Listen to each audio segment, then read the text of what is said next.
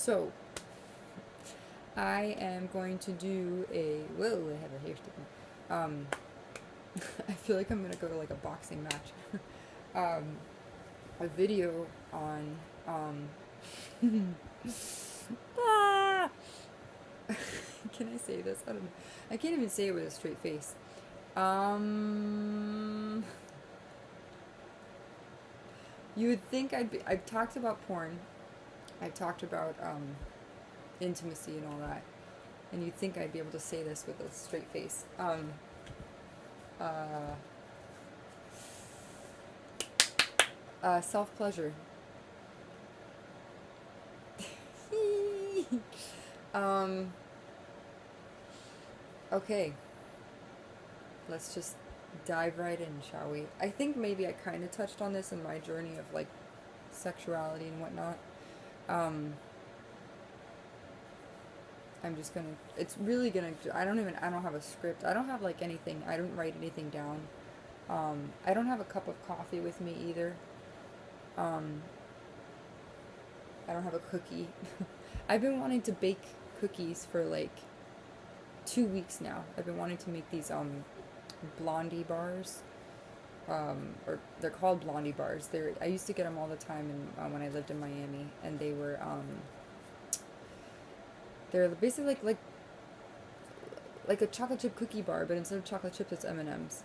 That's what I used to get when I lived in Florida. But they don't have those any here in my vicinity. So, and forgive me, I am in a sports bra. I actually used to live in sports bras and yoga attire for a good solid 2.5 to 3 years. From 2018 to 2020, when the pandemic hit, I used to work at Burn Boot Camp in Coral Gables, which is now closed. It is no longer a thing, and but I used to live in that. I lived in yoga apparel, leggings. I'm trying to get myself back into wanting to do more. I used to be very religious about doing yoga and stuff like that, and I need to get back into that. Um, Fortunately, I think my metabolism is constantly going, because I remember there was one summer years ago that I just every single day, I don't know why, I worked out every single day. And I think because I did dance, I played Just Dance. There's a game called Just Dance, and basically it's by Ubisoft, and they have it on probably all the game consoles. I have it down. I used to play it a lot last year, and yes, as a 33-year-old woman, I did play Just Dance. I have no shame in saying that, because it's a lot of fun. It's really good exercise. It's like Zumba, but it's like it's not Zumba. Zumba's more Latin fusion kind of dance, like Afro-Caribbean dance. This is like you actually do, like you follow dance routines that are being performed by these by professional dancers that they record, and then I don't know if they use a green screen or something, but it's really cool. But anyways, yes, I am in a sports bra. I'm not trying to be extra like woo. I mean, the topic is pretty like woo, but um yeah. So I don't even know where I'm going to start with this. I'm just going to be very real about it and authentic, and talk about it from the lens of the perspective of someone who has been through trauma, someone who has felt shame and guilt for, and I apologize if I cry. It's just because as a person, I've been experiencing lately a lot of cognitive dissonance, because again, in like the Catholic Church and in Christianity, it's kind of frowned down upon. Like self-pleasure, masturbation, things like that. I never had a sex toy. Can I say that on YouTube? I don't know. Are they gonna censor me? I don't know. I don't know what's good for YouTube or what's not. Like, I don't know how far I can push the boundaries. But yeah. So how do I say this? Is really really vulnerable of me to say this to like strangers that I don't know on the internet. even if it's only a few, because not that many people have subscribed to my channel, but it's still, you know, it's a it's a reflection of me. But I'm doing the YouTube thing because I want to help people. I want to help if there were other women my age. I feel like I need to put a jacket on or something. I have my pink jacket. I need to put my pink jacket on. Hold on. I don't like to be so, this is YouTube. It's not like it's a, you know, whatever. It's YouTube. It's different. If it was like, you know, if this was like a free-for-all whatever, it's not. This is, you know, it's the way I present myself out on the internet, it's a direct reflection of me and my core values, and, you know, you never know if someone sees me in the future and they're like, what is she doing without, because I'm not, if I was doing a fitness class, right, if I was teaching yoga, like in a yoga, maybe I'll do it in the future, I don't know, maybe I'll do like a dance video or something, I don't know, then it would be appropriate for me to be in a sports bra, right? This is my favorite jacket ever. I think this is literally my favorite jacket. No, I just found a loose thread. That's not good. I don't know how to, that's not good. I'm gonna put it back there. Anyways, okay. This is like my favorite. I got this from Stitch Fix. It is my favorite cardigan ever. It's just so pink and so cute. I love the color pink. Pink is so, I don't know, it is very coquettish, very Barbie pink. I don't know, but it's a very romantic, peaceful color. When I wear pink, I feel so, one, I feel girly, but I also, I don't know, it brings a smile to my face. It's like, when I wear pink, it's like, I get the same feeling when I see a really pretty flower on the ground. I have like the same feeling. So, yay, color theory. But yeah, so in Catholic Church and Christian, like, all of that is kind of frowned down upon, right? Because you think, you know, when you think about devilish behavior, right? Like, what does that consist of, right? Like, when you think of promiscuity, sharing your body, you know, sharing your body with multiple people in a very not careless, but a casual manner. It's not something you read about in the Bible, or, you know, they're not in school like, yes, it's okay for you to go ahead and have, you know, casual sex with or whatever. Not even sex, just like, you know, engaging in sexual acts with other people. And I never, you know, when I was a little girl, I never thought, like, I know that if I met my younger self now, I don't know I don't know. There's a lot of my life I didn't expect to happen over the past few years. And forgive me, I have a sore throat that's like, for 4 days now I've had a bad sore throat. But I've also, you know, life didn't really go the way that I expected it to, and I'm trying to make the best of it, you know. I'm kind of in this mentality now of like hustle and flow and go, and, you know, like, I wrote it down. I said, what was it? Going, growing, and glowing. I don't know why I wrote that down, but I wrote it in my notes app. Going, growing, and glowing. So that's kind of like the way that I'm thinking now. But,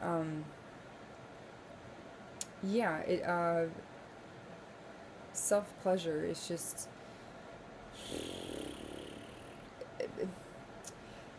how do I construe the feelings that arise when I think of the word self-pleasure? Hedonism, right? Because when you're hedonistic, you're a pleasure seeker, right? You engage in pleasure-seeking behavior. That itself can lead to possibly an inflated sense of self, like narcissism, I guess. And these are things that are not synonymous with who I am as a person. So navigating that is really tricky, because lately I have been engaging in this kind of behavior. When you think of that, like, you know, when you think of that, when you're engaging in that kind of way, for me, part of it, I feel like sometimes I'm walking a tightrope, you know, like it's, part of me is like extremely curious, right? Like I want to, and mind you, I'm 33. You would think I wouldn't feel that way, but again, I started my whole sexual whatever journey at like 32. So, you know, I never touched myself once, ever, like ever, ever, ever. I always felt really gross doing it too, just because it was like I didn't understand the idea of how do you get aroused by touch, like it's your hand, it's not someone else's. I'm like, what do you do? How does it work? I've never owned a sex toy in my life. I wanted to do one on sex. Maybe I'll do one after if I actually use a sex toy. That's going to be really vulnerable, let me tell you. I never thought at 33 years old I would be going on a YouTube channel being like, this one and that one and this one and this. But it's kind of interesting because it's like, I went from being this really shy person who like totally frowned down upon and negated people who did that. And now I'm like, literally I have an Instagram that I started that like, you know, I'm in like lingerie. I'm in lingerie. Like it's mind blowing. It's the growth. I mean, and I know, because the thing, you don't want to be overly zealous or like gluttonous when it comes to that kind of stuff, intimacy and sex and sexual pleasure, because it can lead to those feelings of like narcissism or vanity or being, you know, being self-absorbed and because self pleasure, right, the word itself, self, right, self pleasure, feeling good, right, you're feeding into your primitive reptilian brain, right? And because I love psychology, I break it down into psychological terms, right? You have your id, your ego, and your superego in terms of, you know, Freudian psychosexual theory. And your id, which I mentioned before in another video, is your primitive, right? That's your instinctual, like when dogs bury into the bed, right? Or they do that instinctually because they're burrowing, right? Before, because I've learned now that like wolves, because dogs are descendants of wolves, right? They did that to bury their possessions or whatever, bones, food, meat, whatever. So it's kind of like that. We're going, you know, and I remind myself, I tell myself, I'm like, Ashley, we are biologically predisposed and hardwired to want to procreate. So I remind myself, but then the things, I don't want to be overly gratuitous with it, you know, like I don't want to be so engaged in it where it becomes this like habitual, you know, like because then you're feeding, you know, you're feeding into that ego, that id part of your ego. No, that not the id and the ego. And it's like that's so far from who I am as a person. Even in yogic philosophy, they talk about purity, saucha. I think saucha, asteya is non-stealing, ahimsa is non-harming. There's brahmacharya. They're all in Sanskrit. These are the yamas and the niyamas. And then there's saucha, which is purity. Essentially, I equate the yamas and the niyamas from yogic philosophy to the Ten Commandments. They're very kind of similar. And because I'm someone who I have faith in God, and I'm not someone who reads the Bible. I have to be honest. I used to say in my old Instagram account, I used to say my religion is kindness, and I used to say a yogi on the mat and off. Something, my heart is grateful for this journey we call life, or something. My religion is kindness, and my heart is grateful for this journey we call life. A yogi on the mat and off. Because a true yogi is not just like a yogic lifestyle dictates that you follow this moral code, right? And I think that's where I'm having this kind of cognitive dissonance, because lately I've been engaging in this behavior that some would construe as almost, it's not necessarily promiscuous, it's just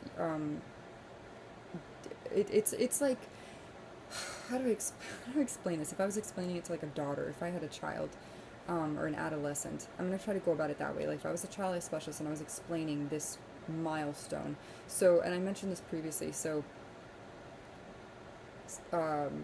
Erik Erikson, the psychosocial theory of development, we go through these different stages, right? And we meet these, when we surpass a specific stage, right, we meet this milestone, we graduate to the next psychosocial. So psychosocial meaning, if you break it down, right, is it etiology or etymology of the words? which is I need to look this up. So either I think it's the etiology. Hold on. I don't like to say. No, etiology, the cause, set, or cause. No, so etymology. It must be etymology.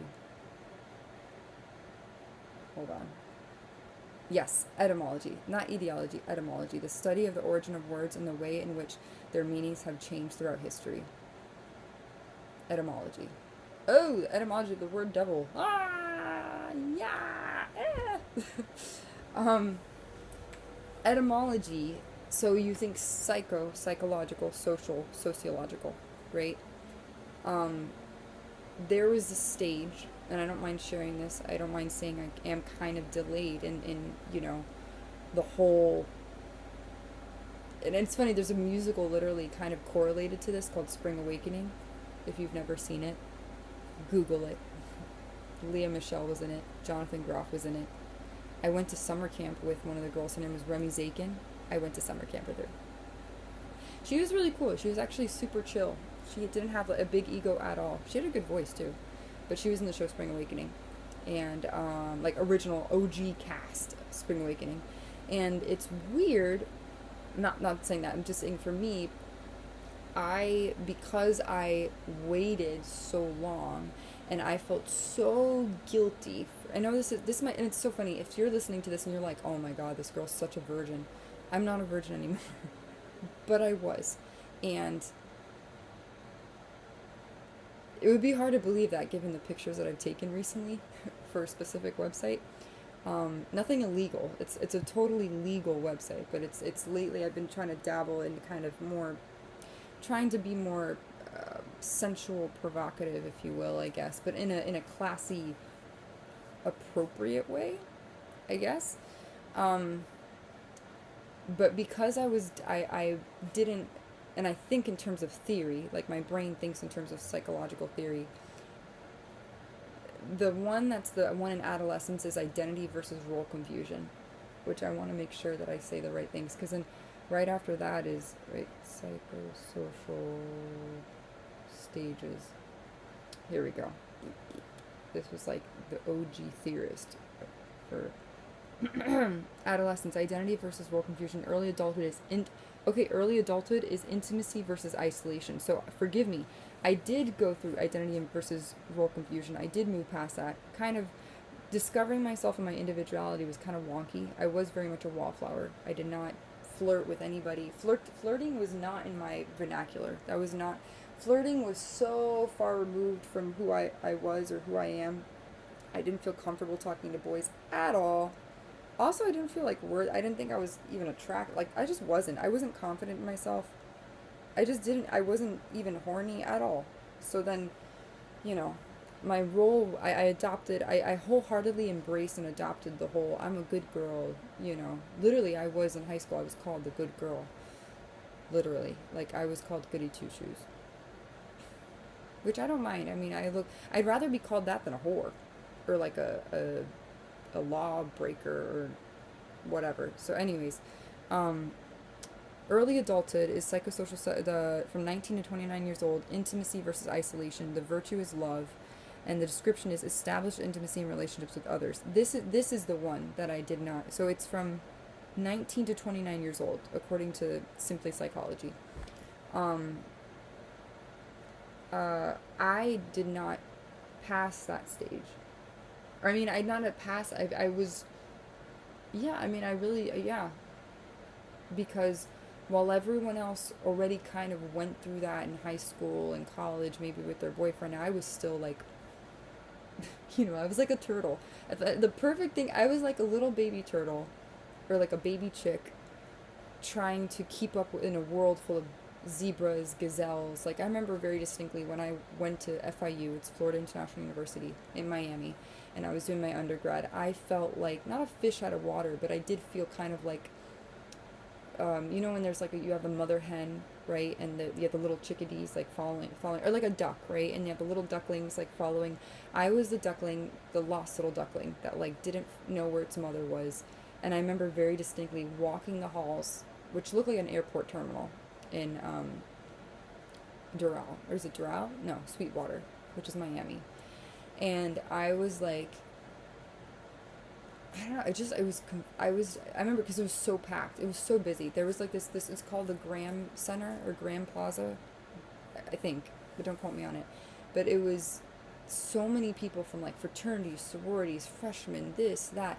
And I will say I found refuge, and this is where I say I was basically a wallflower. I found refuge in sitting in the aisles on the floor of the bookstore that they had. They had a miniature Barnes and Noble.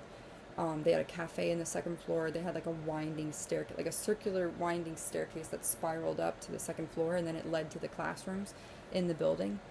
But it was the Graham Center was basically like the recreational area for recreation for community, like get-togethers for the school. And I just remember I found refuge in it wasn't really a library because the Green Library was a whole nother building, which I also loved. And then yeah, so I found refuge in the Barnes and Noble. I just love Barnes and Noble. I should be the spokesperson for because Barnes and Noble's the best because it had books, bookmarks. They sometimes even at home when I went the one in Miami, they had like pottery. They had like craft kits for like scrapbooking. They had like origami. They had maps. They have like the test prep books. I loved all that shit. Pens. Oh my god. I remember they had so many pens and like gel pens, colored pencils, sketchbooks, more bookmarks. This is the stuff that made I literally have, which reminds me my personality, what I'm like basically is my favorite cup. I forgot when exactly I got. Oh no, I got this years ago. So this is like one of my. And I stopped using it, but because I was using it to go to work. But it literally I got this at the Barnes and Noble. It says, "Happiness is a cup of coffee and a good book." And so and then on the actual thing it has Little Women, Jane Eyre. Oh, To Kill a Mockingbird. That's it. So like Jane Austen things. But yeah, that was like my favorite cup ever, and it's so soft and so wonderful.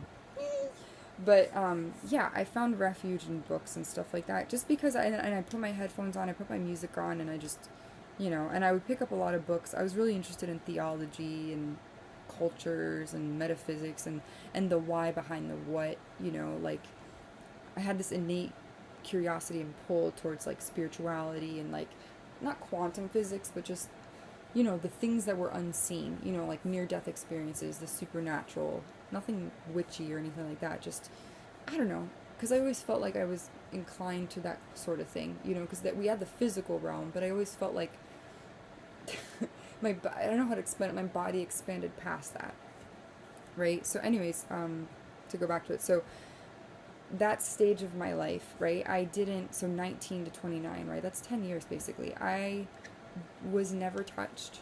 Like, hugs and stuff. I mean, I did receive hugs from, like, family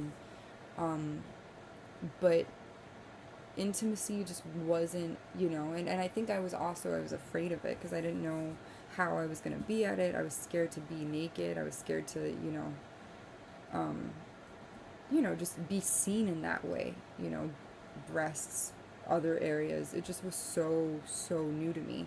And especially, it's funny, I went to an art school, so everyone there was very, very open. It was they were very uninhibited, right? And me coming from a Catholic school, I was very prim and very proper. So now, as a 33-year-old woman, I'm basically like going through all the things that I never did before, learning about sex toys, learning about, different outlets for, sexual pleasure and stuff like that.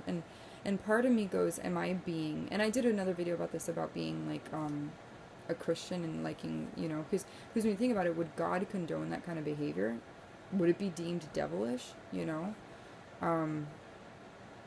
The Romans, like, I remember the show my dad used to watch was called Sparta, I think, don't quote me on it, and they would have like group orgies, and like they would get the people who they would not sacrifice, but they would have them fight in the Colosseum, and these people were like slaves essentially, and they lived like, I think, I don't know, and I don't know if they lived in the Colosseum, but they were held like captive basically, and they would fight to the death, right?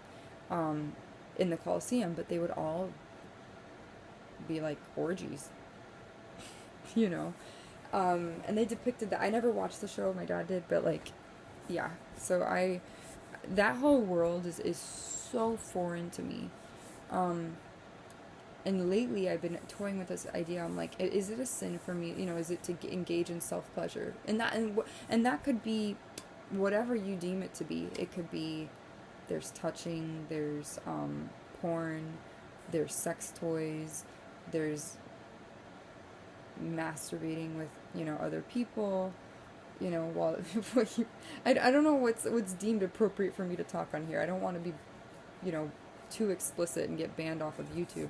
But you know, there's different outlets and ways to do that. You can do it solo, right? Or you can do it with someone else. But that is so foreign to me as a person, because I never wanted to seem hedonistic ever in my life. I'm not a hedonist. Like, I'm not a pleasure. I mean, maybe part of me now is kind of like pleasure seeking. And I'm kind of someone, it's like, I've learned, one thing I will say is, you can't knock it until you've tried it. And you can't really speak to a situation unless you've lived it and you put yourself in that person's shoes. Now, is that to say, oh, but, you know, how can you speak about relationships if you haven't been in many? Well, no, I've had relationships and I've observed it. And maybe I've lived it vicariously through other people's experiences. So, you know, in that respect. But, it is very much a dichotomy for me, because I feel like, you know, I want to be good and chaste and whatever, but then part of me is like, I want to explore, you know, what it feels like to, you know, to engage in that and in that manner, you know. Because men, and here's the thing too, the crazy part, men are known, right? Men are, they say, are, you know, are very horny all the time. They have testosterone coursing through their veins and androgens coursing through. If you don't know what testosterone and androgens are, those are hormones. We have our gonads, right? The testes, the ovaries, right? And these things are reproductive, you know, organs. And hopefully yours are functioning right, right? But for men, it's interesting, because if a man engages in self-pleasure, it's viewed as, if a man is, what's the word, not volatility, what's the word, like a feral, not feral, like a feral cat, but like, I'm sorry, I got a text message, but like, you know, that, like, men are known for being, say, horn dogs, you know, like a man, and plus they have, not just, can I say dick on here? Can I say dick on YouTube? They have external genitalia that they have to, like, literally walk around with every day. Us as women, ours is internal, so we don't have to, like, worry about, like, we don't, you know. But my point is that with men, it's customary, it's normalized that, okay, they're men, whatever. But if a woman does it, and this is also what I wanted to get into this topic as well, if a woman embraces her sensuality and her sexuality and whatever that may be, right, it's viewed as promiscuous, slut-shaming, whorish behavior. But if a man does it, if a man's like, he has his shirt off, he has his abs out, it's like, oh, he's just being a man, you know, Abercrombie and Fitch style, right? But, you know, we know Abercrombie and Fitch, the brand, the clothing brand where everyone was like half naked, and, you know, I remember I used to be so embarrassed to go in Abercrombie and Fitch, because the models in Abercrombie and Fitch, there was a lot of side boobage going on. There was a lot of toplessness. They would always go like this, and, you know, and I was like, ooh, you know, I'd be so like, oh my God, there's a mall called Dadeland Mall in Miami. And I remember very distinctly, and Abercrombie smelled pretty good. I'm going to be honest. Abercrombie and Fitch and Hollister smelled so good. I'm not going to knock it there. I don't know how they're doing now in business, or if they're even around anymore, but those models they had it going on, the male models, I'm saying. But the women models, their bodies were perfect. They, you know, they would cover, you know, themselves, or they'd be topless in some way, right? because sex sells at the end of the day, right? And it's true because we're visual creatures. Like, you know, when we see something we like that is aesthetically pleasing, we're like, ooh, you know, it turns us on. It's natural, right? But another thing is that, you know, lately I was like, why is it that men, this is the second part of my conundrum, I guess you can call it. Why is it that men, if they want to masturbate, right, and engage in self-pleasure, they're not scrutinized. They're not judged for it. It's like, oh, no, it's customary, it's normal. But then if a woman, right, if a man's like, oh, look at my abs, like, you know, selfie with the gym, like, ooh, I'm pumping iron, like, oh, bench press. They're like, oh, you know, ooh, man's, you know, he's working out his body. But if a woman is like owning herself, there's literally, I saved a video recently where she's like, the woman was like, oh yeah, I'm owning my body and like loving myself, and I finally feel comfortable in my skin, and I'm getting shamed for that, right? And recently for me, I decided to take the leap, like I said, and I created an Instagram account where I wanted to try my hand at being like it's called a UGC model, a user generated content model. So you basically, you become verified through that, and you promote products as like a brand ambassador for different brands, right? And I told myself, because right now I'm in this process of like, I want to be able to have different revenue streams, legal, right? I will never do anything illegal. I don't do drugs. I will never sell drugs. And even selling sex, like, and I mean, like, what I mean selling sex, I mean like prostitution sex, like physical, like a monetary exchange, like a fiscal transaction, for meaning like physical contact, like when people go to brothels, or like, you know, I think it's called the Bunny Ranch, if I'm not mistaken. I saw a documentary on it years ago, but then maybe there was a movie on it. I don't remember. I don't know if it was in Utah or Nevada, but there's like where the people go, and they go, you know, looking for sex. I will never, like, I would never ever have someone pay me to have sex with, meaning like physically, right? So yeah, but I literally, I told myself, like, these are the different things that I want to do, right? And, you know, I was like, let me try to do this brand ambassador thing, right? Because I'm like, I want to, you know, for the first time in my life, for literally the first time in my life, the woman that I have pictures, like, I would never catch myself dead putting a picture like that up when I'm, you know, and my feet, I'm like, you know, like doing little, you know, and I'm like, I just never thought I'd be doing that. And I don't know if I should link my, I don't know, we'll see. I'm debating. Because YouTube, I mean, I don't know, maybe I could. But my point is that I'm finally at 33 embracing that, well, I guess in spirituality you call it like the inner divine goddess within. And I don't mean divine like, oh, Jesus, like, I mean, it's honoring the true essence and the totality of your being, right? From your hips to your breasts, to your skin, to your hair, to your eyes, everything. Because all women, we're all different, we're all unique, but we're all beautiful in our own way.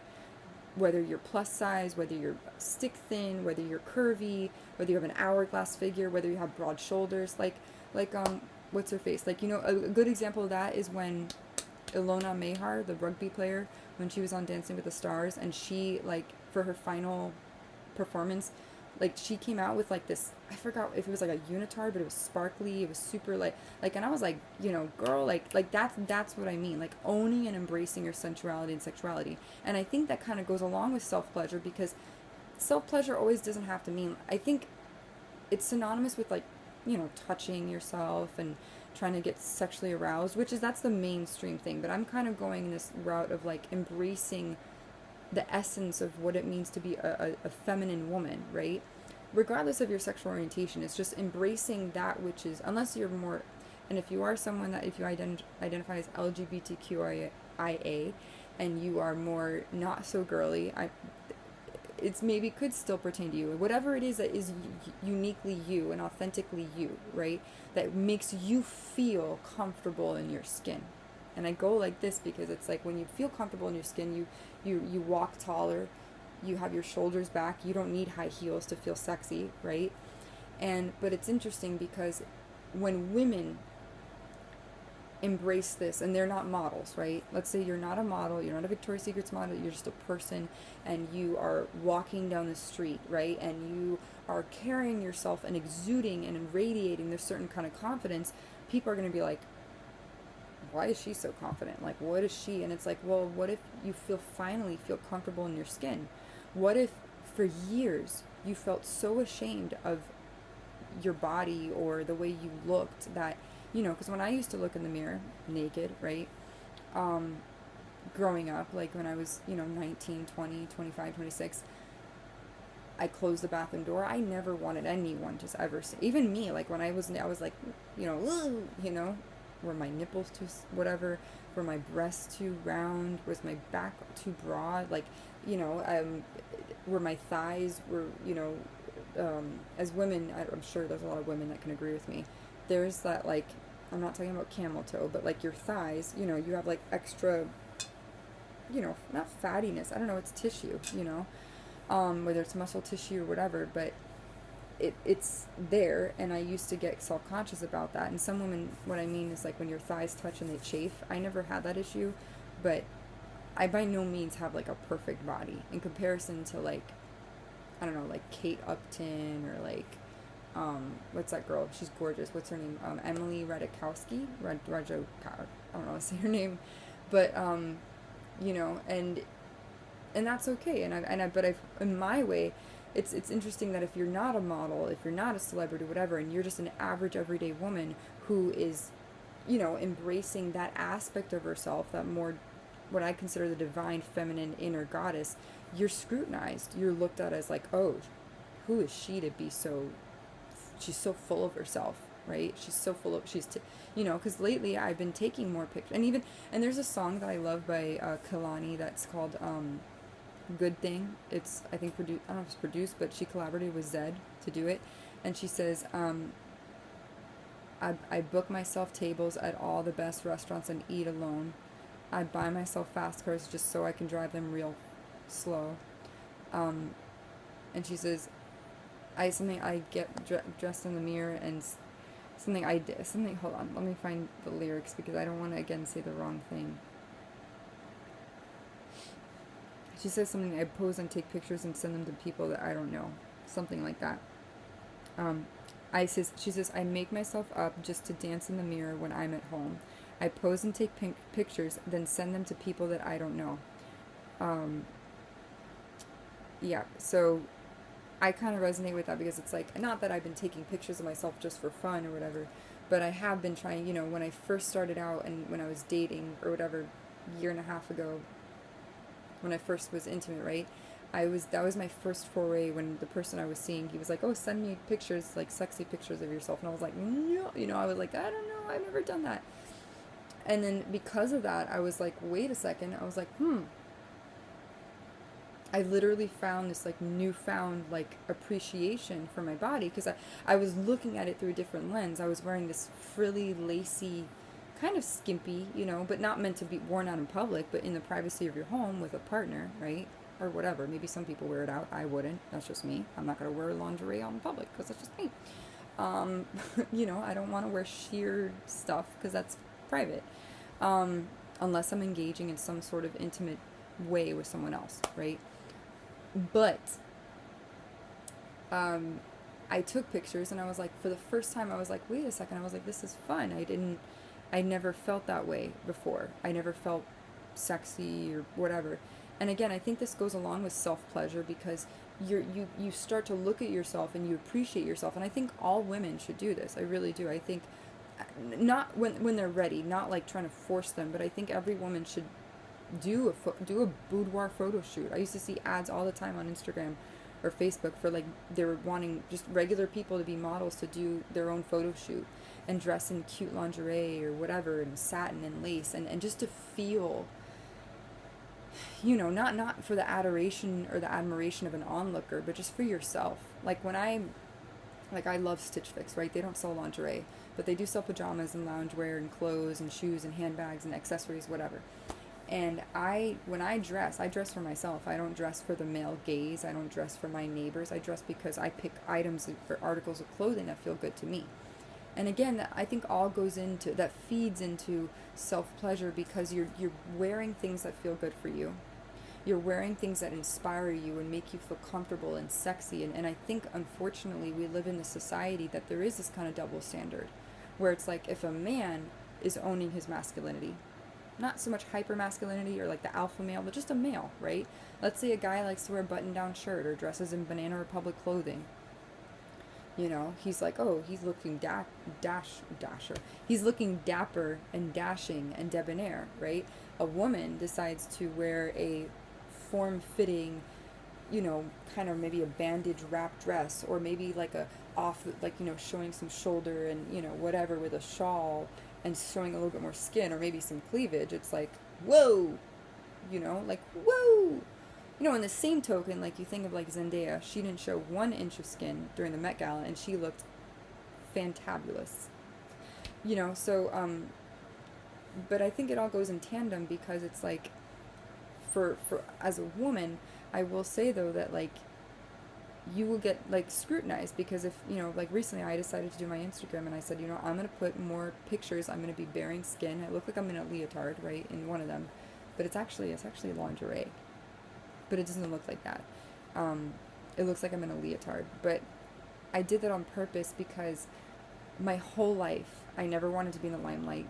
I wasn't attention seeking, and I was painstakingly shy, to the point of where I could never, I was so mealy mouthed. I never, even when people would like take my order in a restaurant, I was like, no, I was like, oh, I'm so sorry, like, can I get the, I didn't speak up at all.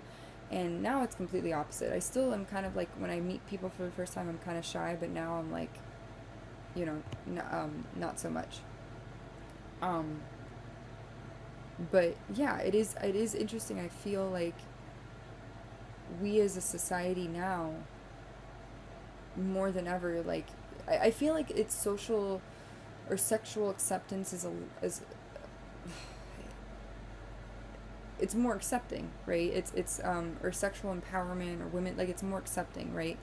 But there is, I think, that small smidge, and it's like, God forbid, it's like, especially like with my family, if they knew, I don't really talk to my family, but like, if they saw that, they'd be like, oh my God, you're totally selling your soul, you're being too whatever, too flashy. And it's like, well, that's not your business, you know. It's my journey, it's my self-discovery journey. I'm not doing it to get the likes. I'm doing, you know, I do want to promote a certain idea of getting comfortable in your skin, and being unapologetic about it, right? Because again, growing up for me, I did not feel comfortable in my skin.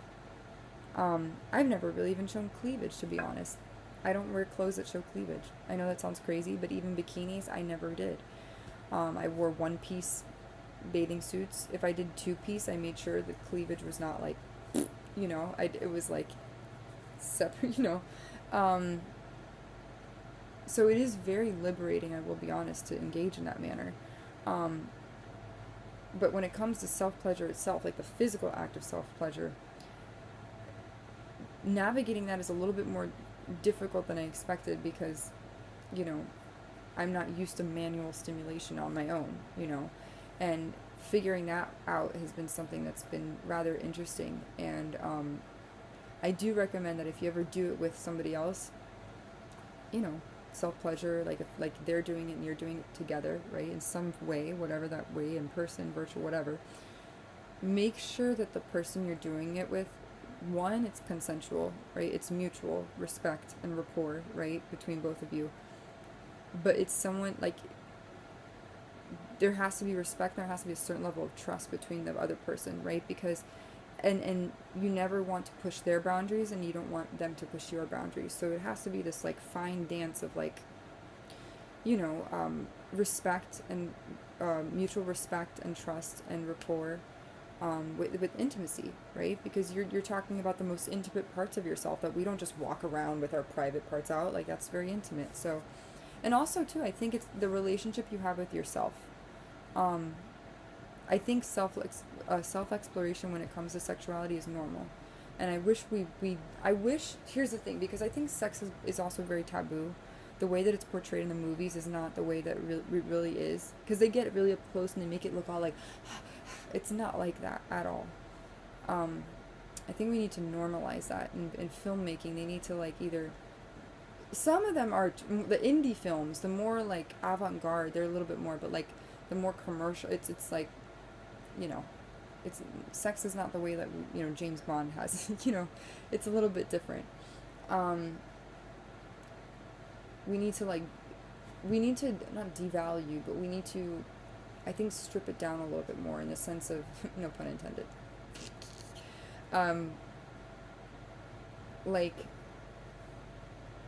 I don't know, because we live in a very, I think, hypersexual world sometimes. And I will say now, if anyone looked at the pictures I've taken recently, they'd be like, well, you're being hypersexual. Because I have, like, I've been taking more provocative pictures lately, and there's a reason for that. Which I don't know if, I mean, I did kind of share it in a vlog that I was doing, but then the vlog got cut off, and I'm like, damn it. But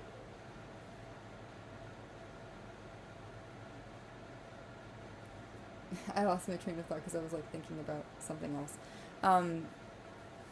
But yeah, I mean, I have been taking pictures like that, and it's, I don't think there's anything wrong with it. And I do think, honestly, I think we all as women, every woman should do a photo shoot for herself. Like, maybe not even for someone else, like buy lingerie.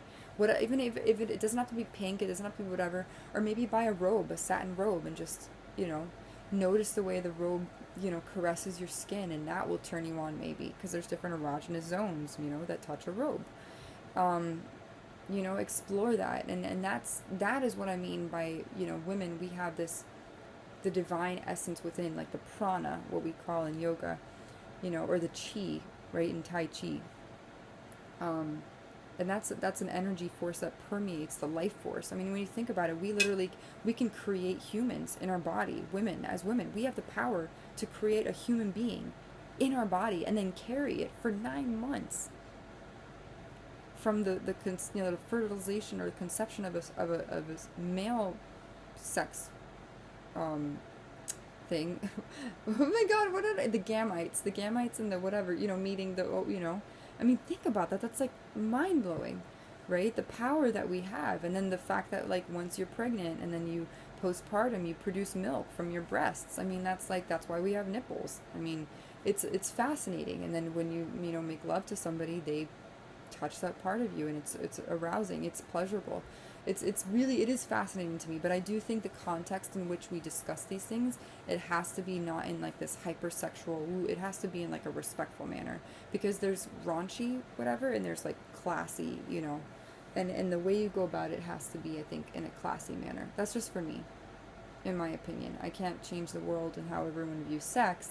But I will say that for someone who did kind of have sexual hang-ups, I'm going to be honest.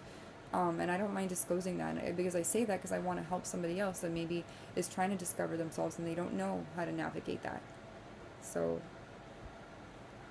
you know. And there's never an age that's too late to start that. Everyone is different on their journey. But it is a big part of life. And I think, honestly, when you feel whole within yourself, right, your soul, right, and you talk about what feeds your soul, you want to have a healthy relationship to yourself when it comes to sex, right? And I'm not just talking about with a partner, I mean with you. Because the thing is, and this comes back to like self-love, if you don't love yourself, right, meaning you don't know your body, because why do we engage also in self-pleasure, masturbation, right? We also engage in that because we're figuring out what we like. Because what I like may not be the same as what someone else likes. Because, like, let's say some women don't like to have men touch them there, or have a man provide oral stimulation to their lady bits, right? Some women don't like to give pleasure orally to a man. I don't mind it. I know that might sound kind of gross, but I don't mind it, because to me, I'm like, if I'm making a man happy, then that's all I care about. I'm very big on like caring about other people's pleasure, and sometimes not my own. Also, I really do hope this video records, because I had this weird feeling that I will watch it not record, because this literally happened to me when I was talking about hookups, and that one didn't record, and I had to re-record it. So hopefully this one records. But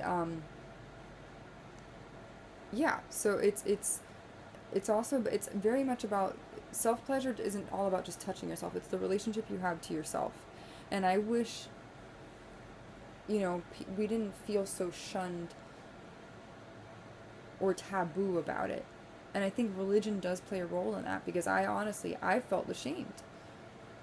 Kissing, touching, fornicating, all that stuff, I did not feel comfortable doing it. So as a 33-year-old woman who's finally like reaching like, okay, I get this now, like, but I want to respect it too, because women, we have what they call, pussy power, right? And there's women who use that to their advantage, right? And there's women who literally will trap a man by getting herself pregnant. There's a show called The Unbreakable Kimmy Schmidt, and Jane Krakowski's character, she does this to her husband, who's like a super rich, wealthy doctor, and he actually cheats on her, which is sad. He like has an affair or something, and then they divorce, and they live in like this beautiful Manhattan townhome, whatever, or brownstone. But anyways, yeah, there's women who use that to gain sexual favor, not sexual favors, but like, gain some sort of advantage for something monetarily or whatever, intentionally. So it's like, we as women, we have to be very careful with that, because some people can take that and go, oh, she's using her sensual appeal or her beauty or whatever to garner whatever and get favors, or, because that's what's going to happen, right? The moment a woman owns herself and owns her body, and she's like, because like I started to do that, you get scrutinized. And men, it's like, oh, no, but if a man does it, it's like, oh, no, he's just, he's a man. I guess it's a double standard. So, yeah. So that being said, I think everyone's journey is unique to them. I can't generalize my journey for everyone else, because that's not true, right? Unfortunately, some women, I don't want to cry, some women are victims of rape. Their first sexual experiences encounter are rape or incest. And that's horrible. Sometimes the first person to touch a woman is her brother, her father, her uncle. And that's unfortunate. And I wish, we need to, I don't know how to prevent that. I don't know. I wish I knew. I can't really say I'm a crisis counselor. I want to disclaim that I'm not a therapist, I'm not a psychologist or psychiatrist, but I do have experience working with patients and families that are undergoing really stressful, like, medical procedures and things like that, or medical experiences, or traumatic life events, if you will. So I do know how to navigate that, like the highs and lows and the uncertainty and unexpectation with that. But that's a whole nother ball game, and I'm not an authority to speak on that, because I don't really have experience in that. I do have experience helping redirect someone's focus and energy to being more positive, and establishing like coping plans and coping techniques and things like that, and therapeutic, like recreational interventions, right? Like art therapy, things like that, music therapy and whatnot. But the narrative, I do think, needs to change a little bit, because, not to say like we need to have a sexual revolution where everyone's like, yeah, let's all hook up. No, like, I think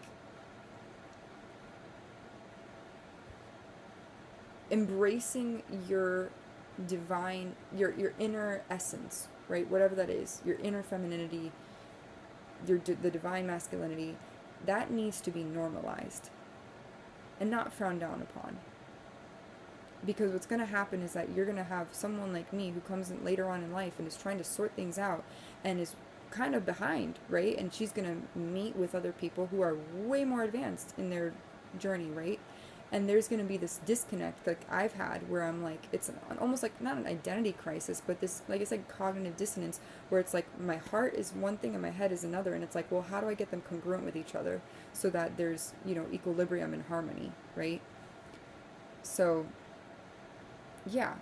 I think that could be taught, honestly, in schools. It could be taught, like, by a counselor at a young age. Like I said, I went to a Catholic school, and no offense to my Catholic school, but they did us such a disservice by not talking about everything, about the mechanics of sex and things like that. We were told just the basics, and that's because it was tied to religion. And I'm not knocking religion. I'm like very pro Jesus. I'm like, go Jesus, like, dude suffered through a lot of shit, because all he was doing was talking about treating people kindly. Like, literally, all Jesus was doing was talking about treating people fairly and kindly and being loving. and he gets, nails in his feet and his hands, and a crown of thorns that probably hurt like holy hell. And he had to sit there. Imagine they're like sitting on a cross and like, slowly having the life drained out of you. Like I can't even imagine what that. Oh, I don't want to cry. It like got to me for like a few seconds. But then we celebrate him every year, right? You know, but yeah, and when you think about it too, like even if you wanted to make a biblical perspective out of it, or a Christian perspective, Jesus didn't shy away from people who were, the lepers, the prostitutes, the beggars, the tax collectors, the robbers, the naysayers, right? The town, the greedy, whatever. He was a person for everybody. In fact, his group of friends were all the people that would be considered misfits or rejects, right? And he took those people and he accepted them for who they were. Not to say he didn't even rehabilitate them. He let them figure out their own journey of self-discovery, I think, by his teachings, right? But it's interesting, But I have struggled, and I go, am I being too overly like gratuitous with it? Am I engaging in like more gluttonous behavior, when it comes to self-pleasure? And I think it really depends on the relationship you have with yourself, and, who you're willing to share your body with and not with, and, you have to know what you're getting into, so there's a time and a place for everything, and no one should be judged or ashamed, and we're all at a different point of our lives, and so my point of saying this is that if you're someone who you've struggled with pleasure, there's a fly, or you feel guilty, I would say don't. And first and foremost, try to cultivate the relationship, like figure out what your relationship is to yourself with sex and intimacy, and then love on that and love yourself, so then that way when you do engage with a partner, you do engage with someone else, it won't be awkward. Because I'll be honest, like I'm not used to doing it. I am not used to doing it. I have seen porn, but like actual I haven't done it.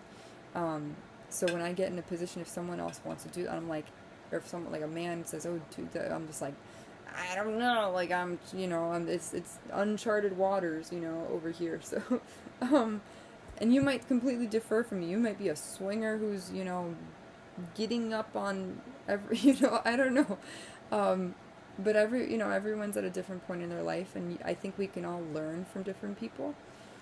The human body is a beautiful thing, and finally I could say, at 33, I finally feel like, oh my gosh, I get this now, but I also want to hone in on and retain that divine essence, because if I give it to everybody, then it's like, what is left for me? Where's the mystery? Where's the intrigue? So, yeah, but that's kind of my 2 cents about, whatchamacallit, self-pleasure and intimacy, and navigating that, in the world. And, yeah, I think, I haven't, like I said, I haven't used a sex toy ever. I'm kind of scared to. My dog is looking at me like, what is she doing? I'm kind of scared to be honest, because I go, what if that becomes more enjoyable than the real thing? I don't know. But yeah, I would say, one thing I would say, don't feel guilty for something that's biologically innate within us, right? We're genetically like hardwired to want to procreate. Like I literally saw this on Instagram. The girl was like, we're literally genetically predisposed to want, or hardwired to get laid, eat berries, make meaningful social connections, and make memories, and it's true. We crave social, unless you're like an introvert, right? I'm an ambivert, so I'm like an introverted extrovert, so I kind of, it's like, both sides, but, yeah, so whatever that means to you. But I will say, definitely try to cultivate. First and foremost, don't go around trying to like, because it's going to feel awkward for you, right? Like for me, like I don't try to force it, because it will feel awkward. And try to make sure, if you are going to do that with somebody and they're going to watch it or like whatever, make sure it's with someone who respects you and makes you feel safe, first and foremost, because you're going to be giving up a piece of yourself, whether you think so or not. You're going to be giving up a piece of your energetic signature to them. you know, because everything is energy. Literally everything is energy. Bill Nye the Science Guy. Bill Nye. I don't even know if Bill Nye was an actual science guy. But literally, oh no. Eee! Um, yeah. So that's my 2 cents on that. And in that token, I don't know, it's not a spam call, I don't think. I don't know what it is, but I'm gonna let it go. So yeah, I hope that helps somebody. And like I said, I'm doing this because I wish I had someone along the way who could be candid and honest and talk about things that I didn't really know much about, and I was too kind of embarrassed to talk to my parents about. So, you know, I hope my words can bring some sort of comfort and solidarity to somebody who may be struggling with that. And if you're not, maybe you might be a total different, you might be like an exhibitionist. And let me tell you, I've gotten to the point where like I finally feel like even topless. Like I remember when I used to take a shower years ago growing up, and I used to look in the mirror and I was like, I don't want, like I would, not kidding, this is very vulnerable, personal to say, but I would take, you know, my clothes off before a shower, and I would literally cover myself while I was looking in the mirror and dart into the shower. I couldn't even look at myself naked, I'll put it that way, because I felt so ashamed and like sinful to even consider, you know, and that's my own body with no one else looking. So finally to be like, hey, I love myself and I own myself, and I'm not going to feel ashamed of that, is really, really fulfilling and really rewarding. But I will say, be mindful of, you know, who you give your time and energy to, because some people may see that and they may try to use you, and they don't, even if they might be attracted to you, but they may not respect you as a person. So I'm navigating that right now as a 33-year-old woman. And hopefully if you're 23, 24, 20, 21, be mindful of the energy that you give up. Echo. Echo. Stop. So, I'm sorry, my Echo device. Always, is it 6 o'clock? Oh, 6:30. That's,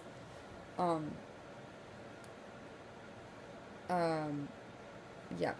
So, that's that. And anything else that I wish to share, that's it, I think. And life is a journey. In the words of, is it? No, that's Rascal Flatts. Life is a highway, I wanna ride it. It's true. Life does feel like a highway. 1 minute, you know, it's jam-packed and, you know, you're going, it's bumper to bumper, and then you're cruising at 70 to 80 miles an hour?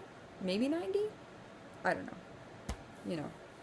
And you, I don't want to use more analogies, but sometimes you may go on a detour, and sometimes you may need to get off the highway and take a side street and then get back on. But everyone's journey is unique to them, and please, if you're a woman, do not feel ashamed to be comfortable in your skin, whatever that looks like. I wish I started earlier, to be honest, because I'm kind of basically making up for lost time.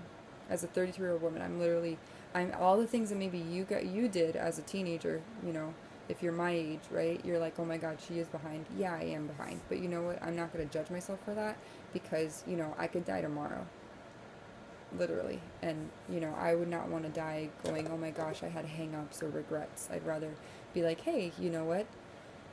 I was comfortable in my skin, and, you know, it might have been scary and confusing or uncertain at first, but I made it through. And hopefully, you know, I can impart that same wisdom to you. Peace. Hopefully recorded.